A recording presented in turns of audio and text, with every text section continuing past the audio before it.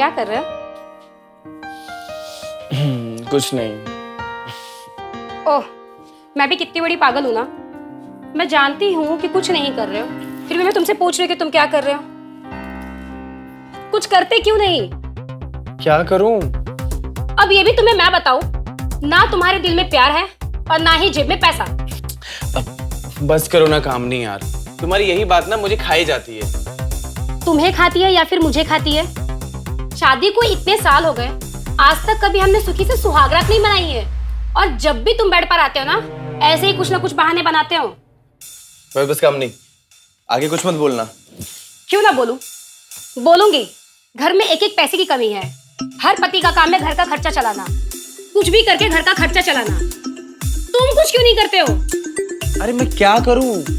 वही तो मैं कह रही हूँ कि कुछ भी करो। पर बताओ तो तुम कुछ भी करो, कुछ भी करके काम करो। देखो कामनी, एक ही लाइन को बार बार रिपीट करोगी ना तो सीन पूरा फ्लॉप हो जाएगा। तुम्हें सीन की पड़ी है? हमारी जिंदगी की पूरी पिक्चर ही फ्लॉप हो गई है और तुम्हें एक सीन की पड़ी है। देखो, या तो तुम कुछ करो या फिर मुझे करने दो।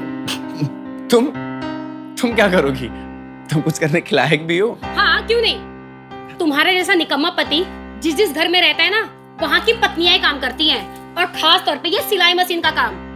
लेकिन उसके लिए तो सिलाई मशीन होना चाहिए ना, तुम्हारे पास तो वो भी नहीं है। तुम्हारे जैसा पति हो ना तो सुई कहाँ से मिलेगी? अगर सुई मिल जाती ना तो मैं खुद को अमीर समझती। मशीन तो मेरे सपनों में भी नहीं आता। खैर, अगर हमारे पास नहीं है तो क्या हुआ, ट्रेलर की दुकान पर तो है, मैं वहां जाकर मशीन चलाऊंगी। हाँ, बस फर्क इतना सा है कि अगर मैं ये घर में करती तो पूरी कमाई मेरी होती, वहां जाकर चलाऊंगी तो ट्रेलर भी कमीशन खाएगा।